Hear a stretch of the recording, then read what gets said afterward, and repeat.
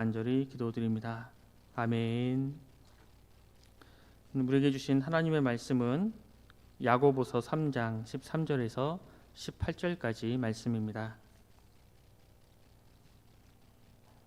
야고보서 3장 13절에서 18절까지 말씀입니다. 신약 373면에 있습니다.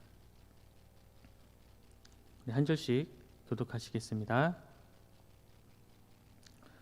너희 중에 지혜와 청명이 있는 자가 누구냐? 그는 선행으로 말미암아 지혜의 온유함으로 그 행함을 보일지니라.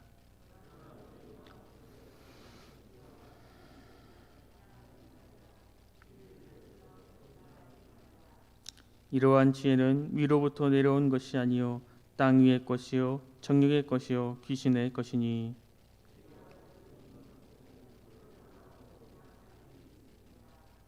오직 위로부터 난 지혜는 첫째 성결하고 다음에 화평하고 관용하고 양순하며 긍휼과 선한 열매가 가득하고 편견과 거짓이 없나니 화평하게 하는 자들은 화평으로 쉬며 의의 열매를 거두느니라.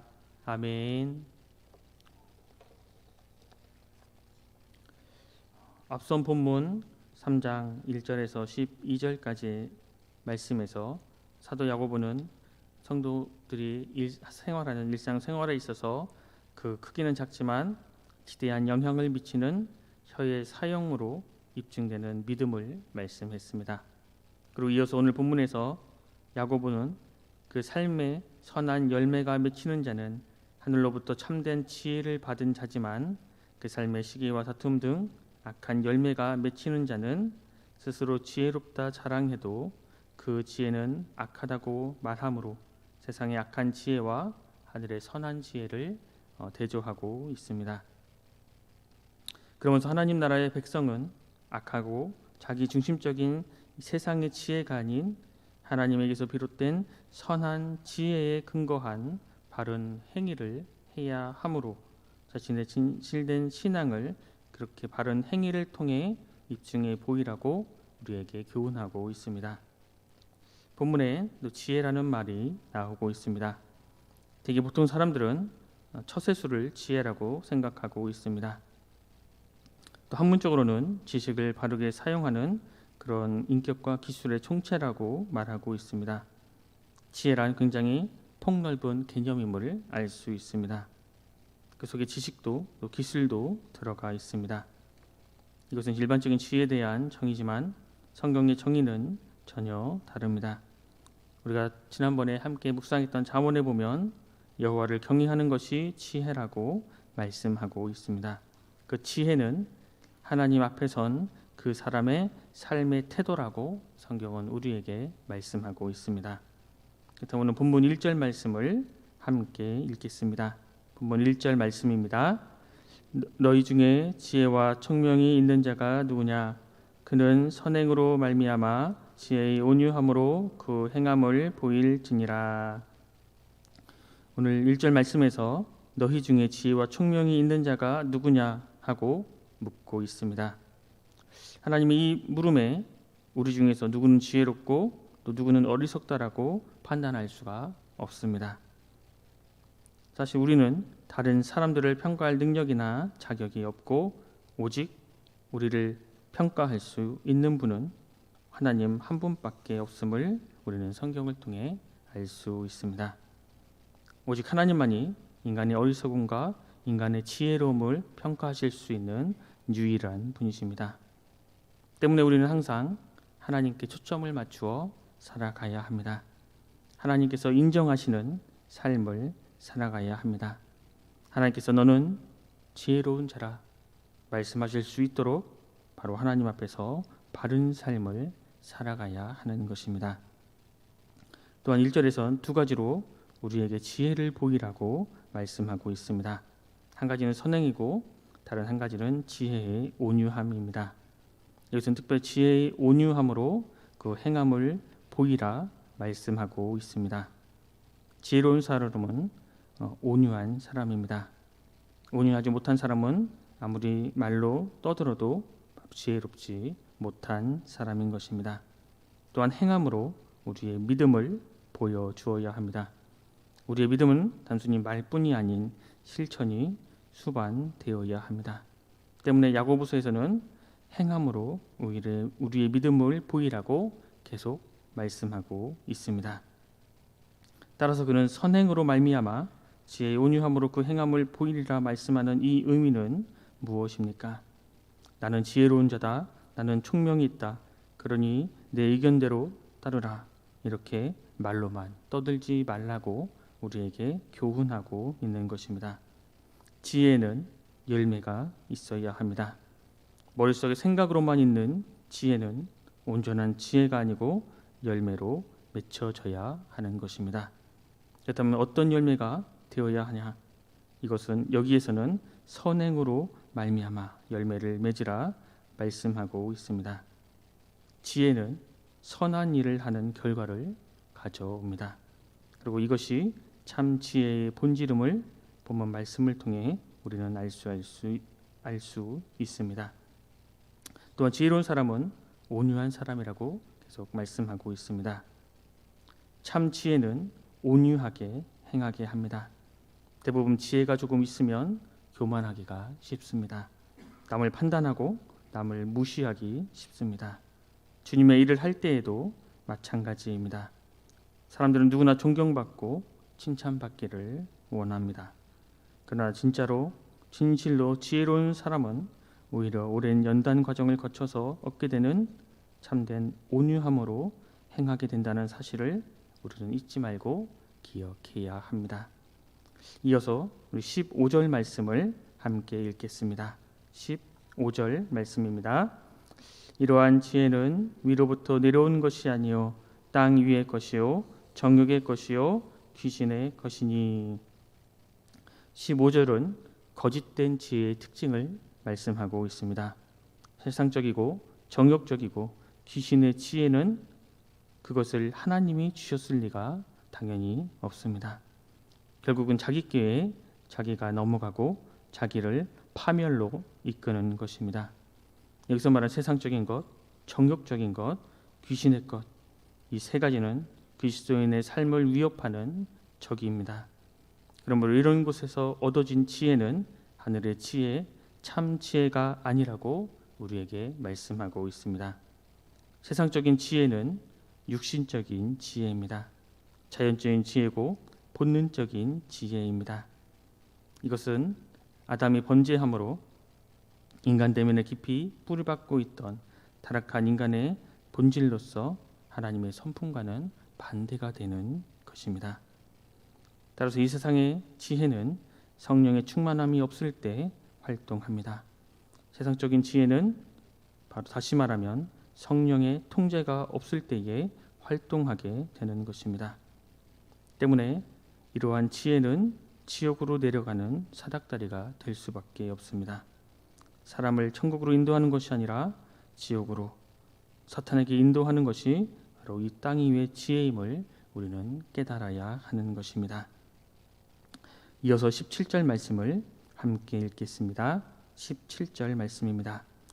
오직 위로부터 난 지혜는 첫째 성결하고 다음에 화평하고 관용하고 양순하며 긍휼과 선한 열매가 가득하고 편견과 거짓이 없나니.